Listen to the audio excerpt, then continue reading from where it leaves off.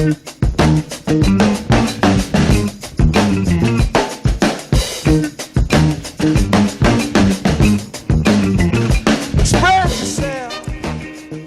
my goodness, are you expressing yourself on today?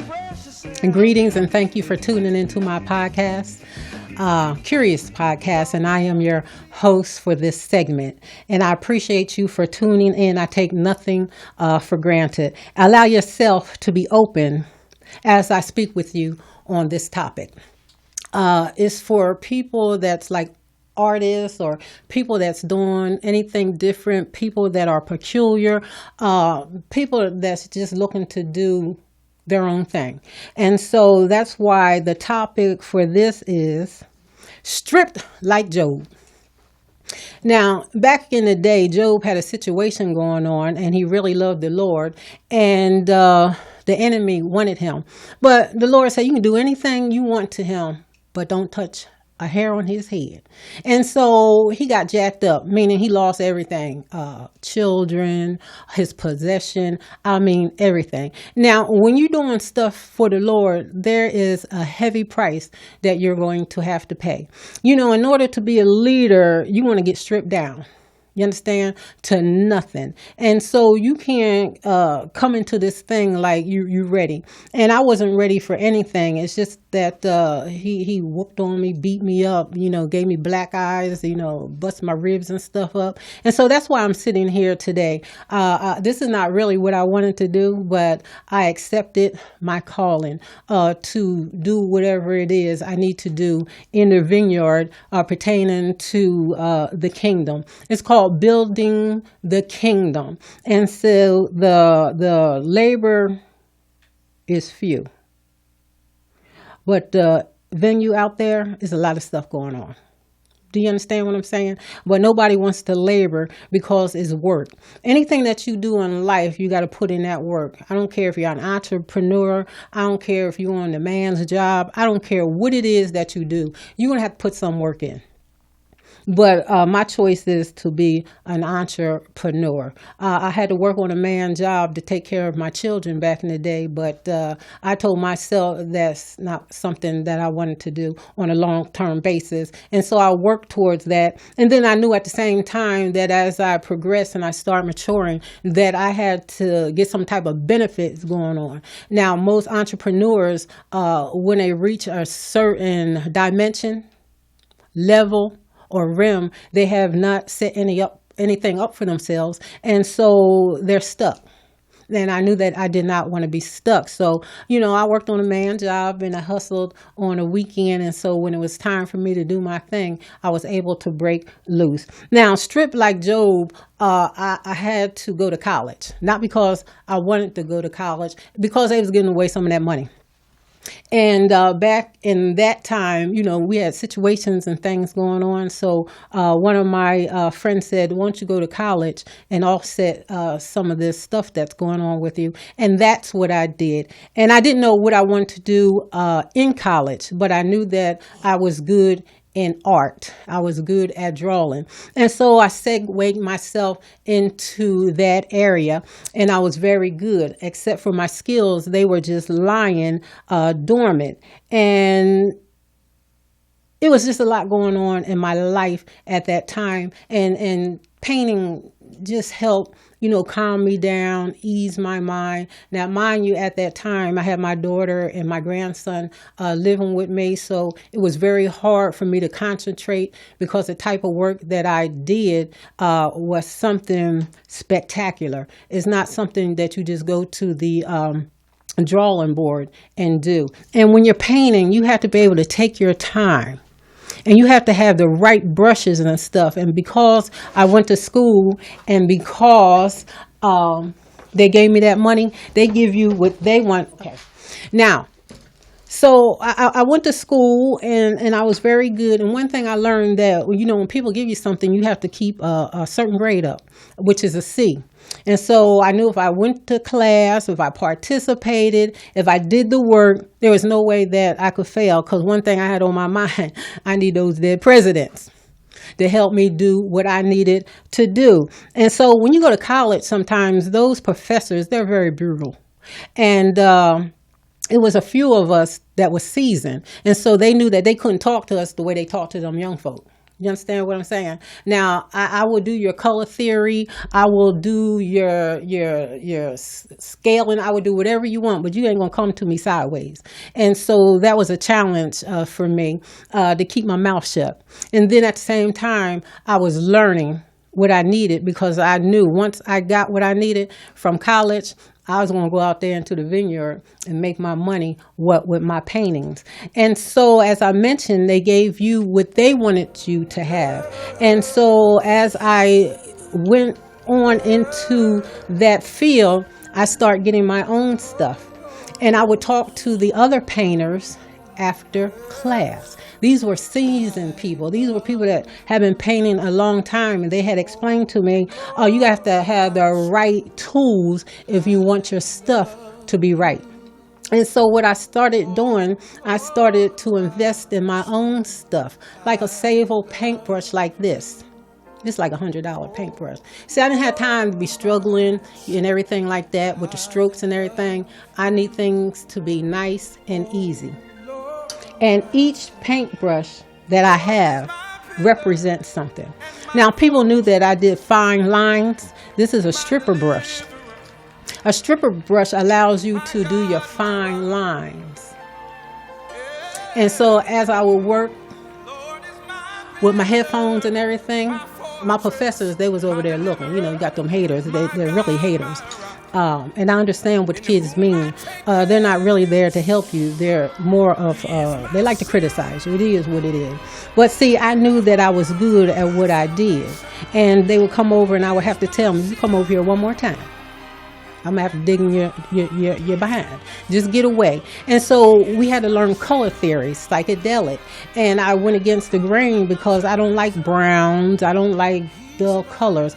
I'm a vibrant person, so that's what my pictures look like. And so my professor, he would get mad at me and call me psychedelic.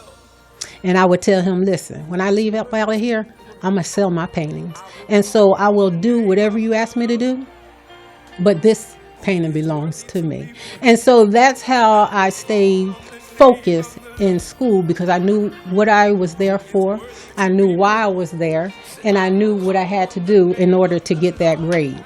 And because I was good, I couldn't get like a C or B or anything like that. I went to A. And not only that, when you're good, they put your stuff in galleries. And you have to submit your work and stuff to the galleries. And I would tell myself, I'm going to get in that gallery. I'm going to get in that gallery. But when you first get in there, you don't know what you're doing. And so the first year, I did not get into the gallery. The second year, I did not get into the gallery. But the third and fourth year, I got into the gallery. You see, you have to be consistent, relentless at what you're doing. You got to tell yourself that. Because if you don't tell yourself that, then you'll follow suit in what the people are telling you.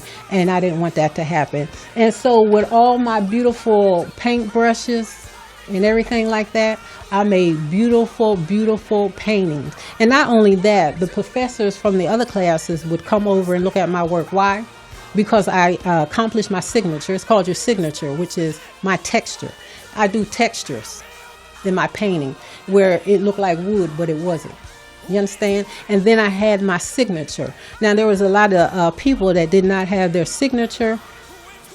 And I'm like, how can you be painting for 10, 15 years and you don't know your texture, your signature, or anything like that? So I was blessed. Why? Because I was willing to do what I was supposed to do. But don't allow people to discourage you. You understand what I'm saying? And then I worked so hard that I finally got in. I'm going to show y'all something. When you are consistent and you make them people respect what you're doing, it went into the book. It went into their book, the college book. Now, see, books like this last forever. People see stuff like this. And then not only that, they give you a big, big, big welcoming party. You understand what I'm saying? Because I knew what I stood for, what I represent, and I always would tell them this is divine art. This art doesn't come from me, it's divine art, and they had to accept that. And then when they saw all the wonderful masterpieces and when they saw this, you understand what I'm saying? They had to bow down. Because one thing I know, I don't play when I go out into the vineyard. You understand what I'm saying? I don't care what it looked like, what I was going through. Oh, and check this out. All my paintings that I did, all my drawings, I did on my bed. And my daughter, she would look at me sometimes and make fun of me, talking about, Miss Qurious, what you doing? You act like you don't know how to paint. You don't, because they give you a structured assignment, and it has to be done the way they want it. And so, in order to get that grade, I was over there laboring, in pain, sweating, bullets, everything. And paint is very expensive. The type of paint that I use is very expensive. And so that's why painting people costs a lot of money. You have to pay for the paint. And every stroke that we put on that canvas, every stroke, that's our time. Blood, sweat, and tears. And check this out also. All my paintings, for some reason, me and my daughter, we was having issues and stuff. And so I would get in class and I would just be painting. But when it got done, beauty came from it. So sometimes through pain comes beauty. You have to be patient in what it is that you're doing. And so when I had to deal with that color theory class, I didn't really do too well until the end. But finally, it clicked in and I got it. But again, I took it and applied it to how I wanted it to go in my life and in my painting. So nothing is written in stone. And who says I have to do it the way you want me to do it? You got to go against the grain sometimes in order for you to get some wonderful results. And not only that, people, don't be afraid. I don't care what it is you're doing, painting, if you're a writer or whatever. You have to, put some money in the correct tools that you're using. It'll make your work a lot easier. So you can't be skimping on things. And as one of my persons that support me says, if you want to put a price on something, then you got to make sure it looks like that.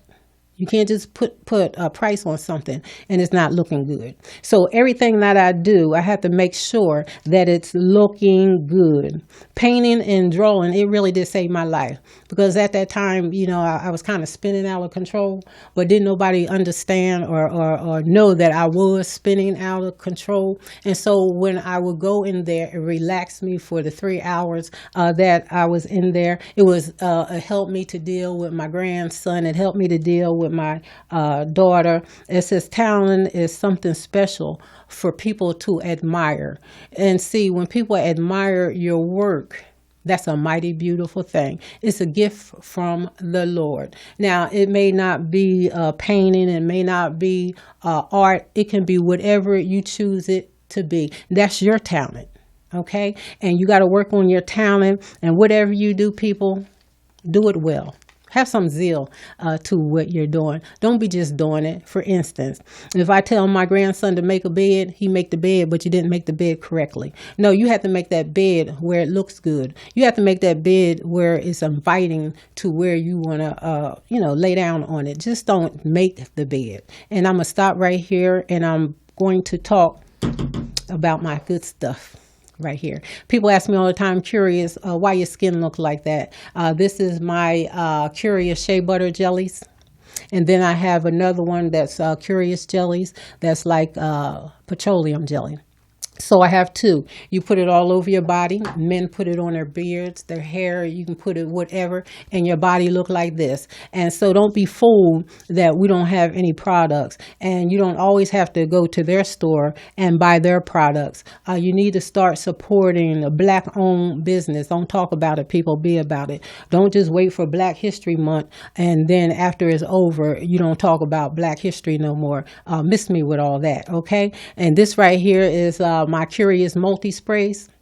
This spray is good for your car. You can spritz your body. You can clean with it. You can burn it. You can do a lot of things with this. People spray their pets with it. And if you spray your sheets and stuff with it, you may not have to go to the bathroom throughout the night. Sometimes you have to get up to go to the restroom. And so that's what I do. And if you go to that website, Qurious Online, that's Qurious Online, you can see some of the stuff that I do sell there.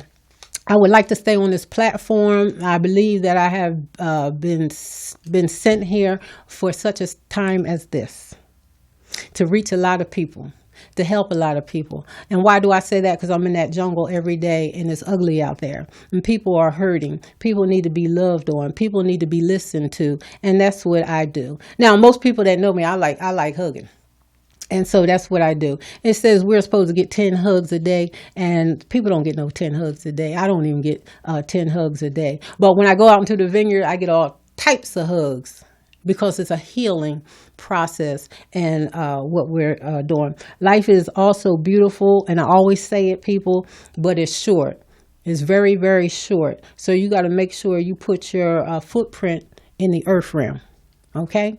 Don't be just here. Okay, and then when you're dead and gone, that's it. See, when I leave up out of here, there's a lot of stuff for people to admire. And so it'll be passed down, all this stuff, all these paintbrushes, everything will be passed down. My oldest son said he's getting all the art. He wants all the art. And so on my website, you'll be able to see some of the stuff that I sell. And you can purchase some of the paintings if you like. Now, I really don't like doing consignment painting, because sometimes it may take a month, it may take a year, and people, y'all get antsy and you want it right now. A painting doesn't work like that. And so I don't like stuff like that, commission, and I just don't like doing stuff like that. I like working at my own pace. And so if I have said anything that has, touch your heart, touch your spirit, man, please help me stay out here in the vineyard, in the jungle, and in the universe, because it's needed. I don't have a problem being out here. And if you need to go to school, go back to school. And if you have to pay the price for whatever it is, be willing to do that. No pain, no gain. And I cried many a nights trying to get my subject matters done. I had my daughter talking to me. I had her show me some of my old work. Look, you need to get this thing together, because you coloring like a little kid. My grandson would make fun of me. I mean, this thing is real. And when you're seasoned, young folks try to intimidate you. But see, I always tell people I'm wired a different way. So I'm not easily, you can't intimidate me in that manner. And so just do what you have to do. Okay? And remember, it's your season.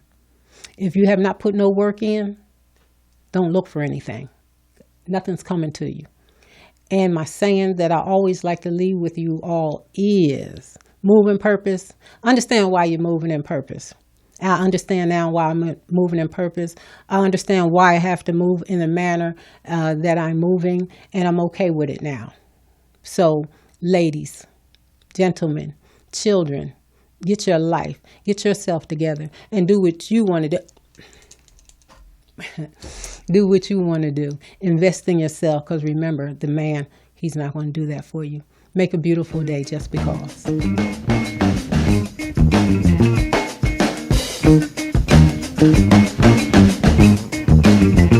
Express yourself.